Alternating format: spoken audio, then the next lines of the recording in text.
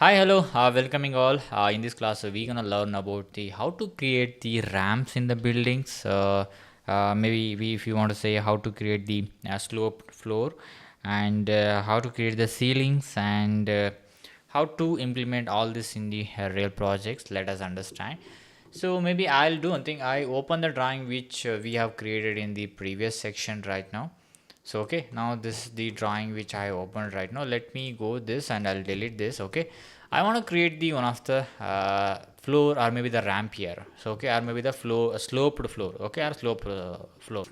So in order to create the slope floor, let me go to the architecture tab. I'll go to here and click on the floor. I'll go to the level. Okay, sorry, this, and I'll go to the ground floor. I'll go here and select this. I'm just selecting this fan. I'm closing here. Okay, fine. So now this, okay, I'm clicking okay, I'm done. Now I'm just select closing this. Okay, now okay, now go to the ground floor, sorry, 3D. Now you can able to notice there is a floor has been added, but basically this is not in the flow, I mean the slope. So in order to make this slope, what I have to do, I just need to go to here. Okay, now you have the points called the edit points, or edit modify the points. Okay, just go here, go to the ground floor. Better you always go with the plan, and you click on the add points. I'm just selecting this and this. Okay, and okay, now I'm going here and selecting, maybe I'll go to the 3D itself.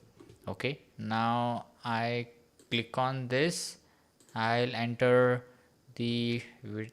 How much is this? I'll go here, maybe somewhere 1 feet minus 1 feet. I'll enter here, and then again this, I click on this, minus 1 feet. Okay, so the slope has been added here. So here I'll add the 6 inches, maybe the half feet, 6 inches. Sorry, this I need to do is minus control Z. Wait, control Z. This I have to do with the minus. Okay, modify the sub element, click on this, minus 6 inches. Okay, then here as well, minus 6 inches, right?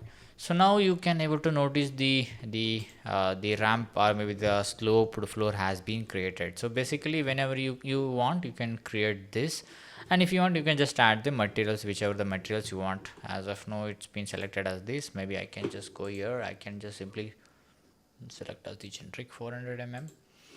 Now it looks this way, or maybe control Z, I'll keep as RCC only is fine. Yeah, this is how the nana sloped floor basically works in our drawing. Wherever we want, you can just use this way. Okay, so next is I just wanted to showcase the one more feature. That's the what we can say, call it as the floor slab edge. Okay, floor slab edge. So say for example, this is one of the slab. Let me go to the first floor. I want to add the slab edge here. So in order to add the slab edge, let me go here. I'm selecting on the floor slab edge. I'm clicking here, selecting this way, and okay, I'm just going to the 3D view. You can able to notice there is an, this has been added here, this portion. This is, we call it as the slab edge. Okay, these kinds of cornice type of different designs, if you want, you can just showcase wherever you want, right? This is how it's been added here, right? This is the one of the feature you can use in your drawing. Then say for example, if you want to go, or maybe if you want to create the ceilings drawings. Okay, in order to create the ceilings, you can able to notice here there is a ceiling plan. Maybe I'll go to the first floor, in the, sorry, in the ground floor, and from the ground floor, if I look it to the top, you will find this as the ceiling plan. Okay, now I'll go to the fine view. I'll simply select on the ceilings. You can able to notice ceilings, add and sketch. If you want, you can just sketch, automatic sketch. You're gonna take this way. It will sense the boundary lines which are all been closed, and you can take this way, take in this way.